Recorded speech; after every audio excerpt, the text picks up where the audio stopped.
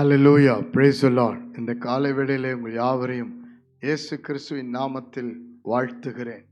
பிரியமானவர்களே, கிருபையாக கர்த்தர் கடந்த 5 மாதங்களை ஆசீர்வதித்து ஒவ்வொரு நாளும் காப்பாற்றினார்.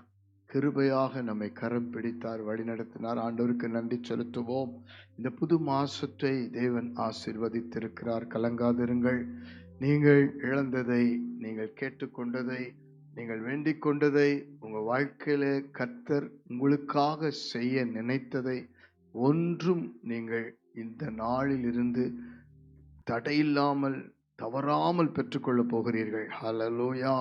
தேவன் வாக்கு மாறாதவர், உண்மை உள்ளவர், நீதி செய்கிறவர். இந்த மாசத்திலே உங்களுடைய குடும்பம், உங்கள் பிள்ளைகள், உங்கள் சந்ததி, உங்கள் வாழ்க்கை சகலத்தையும் ஒரு அற்புதத்தை காணப்போகிறீர்கள். நிச்சயமாகவே தேவன் வாக்கு தத்தத்தை நிறைவேற்றுவார். ஹல்லேலூயா. இப்பொழுதும் கர்த்தர் உங்களுக்காக பேசுகிற தீர்க்கமான வார்த்தை பார்த்து நாம் ஜெபிக்க போகிறோம்.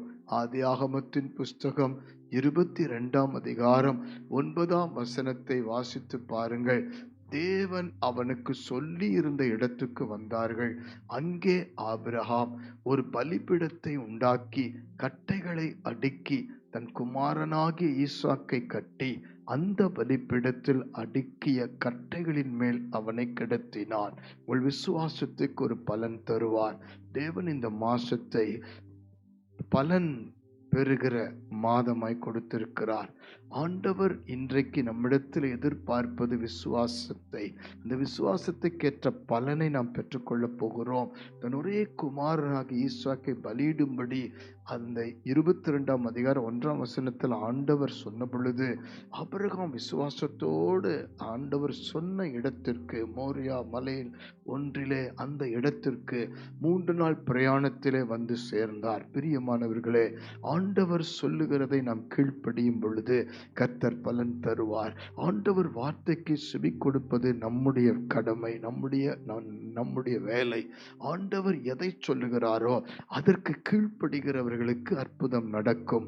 ஆண்டவருடைய வார்த்தைக்கு செவி கொடுக்கிறவர்களுக்கு அற்புதம் செய்வார். இந்த வார்த்தைக்கு செவி கொடுப்பது மாத்திரம் அல்ல, அங்கே ஆபிரகாம் பலிபீடத்தை கட்டி அந்த பலிபீடத்தின் மேல் கட்டைகளை அடுக்கி அதற்கு ஆண்டவர் சொன்ன அந்த பலிப்பொருளாகிய தன் மகனை ஒப்பு கொடுக்கிறார். பிரியமானவர்களே, நமக்கு பிரியமானது, நமக்கு சுத்தமானது, நமக்கு விருப்பமானது, நமக்கு வேண்டியது எல்லாமே நமக்கு, எனக்கு என்று சொல்லுகிறதை பலிபீடத்தில் வைக்கும்படி கர்த்தர் விரும்புகிறார்.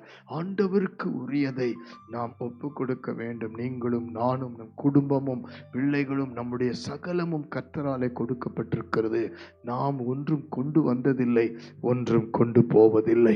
எல்லாம் கர்த்தர் இந்த பூமியிலே நம்மை வாழ வைக்க ஆசீர்வதித்து வருகிறார். அவருக்கு கொடுக்க வேண்டிய முதலிடம், அவருக்கு கொடுக்க வேண்டிய முக்கியத்துவம், அவருக்கு கொடுக்க வேண்டிய நேரங்கள், அவருக்கு கொடுக்க வேண்டிய கனமும் துதியும் மகிமையும் அவருக்கு நாம் செலுத்தும் பொழுது ஆண்டவர் பாருங்கள், ஈசாக்கு ஆபிரகாமுக்கு பிரியமுள்ளவனாய் இருந்தான். ஏக சுதன், ஒரே மகன். அவனை அவ்வளவு அன்பாய் பாசமாய் அவன் பார்த்தாலும் அவன் தேவனுக்குரியவன் என்பதை எண்ணி விசுவாசித்து உணர்ந்து அர்ப்பணிக்கிறான். நாமும் இன்றைக்கு நம் குடும்பத்தை, பிள்ளைகளை அர்ப்பணிப்போம். நம்முடைய காரியங்களை, வேலைகளை எல்லாம் கர்த்தர் கரத்திலே, பலிபீடமாகிய கர்த்தருடைய கரத்தில் ஒப்பு கொடுப்போம். பாருங்கள், ஆபிரகாம் அவனை பலியிடுவதற்கு கடைசி நேரத்தில் ஆண்டவர் தடுத்து நிறுத்தி அந்த தன் மகனை அவன் ஒப்பு கொடுத்ததை கர்த்தர் எல்லாவற்றையும் கண்டு திரும்பவும் உயிரோட ஈசாக்கை கொடுத்தார். திரும்ப தருவார். கவலைப்படாதிருங்கள். நீங்கள் ஒப்பு கொடுக்கிற ஒவ்வொரு காரியத்திலும் நன்மை திரும்ப வரும், ஆசீர்வாதம் திரும்ப வரும், பலன் வரும், விடுதலை வரும். இழந்த எல்லா ஆசீர்வாதத்தை திரும்ப கொடுப்பார். உங்களை ஒப்பு கொடுத்து பாருங்கள். உங்கள் சூழ்நிலைகளை ஒப்பு கொடுத்து பாருங்கள். பாவங்களை ஒப்பு கொடுத்து பாருங்கள். மனம் திரும்புங்கள். இந்த வேளையில கர்த்தர் உங்களுக்கு திரும்ப கொடுக்க உங்களை சந்திக்கிறார். ஜெபிப்போமா?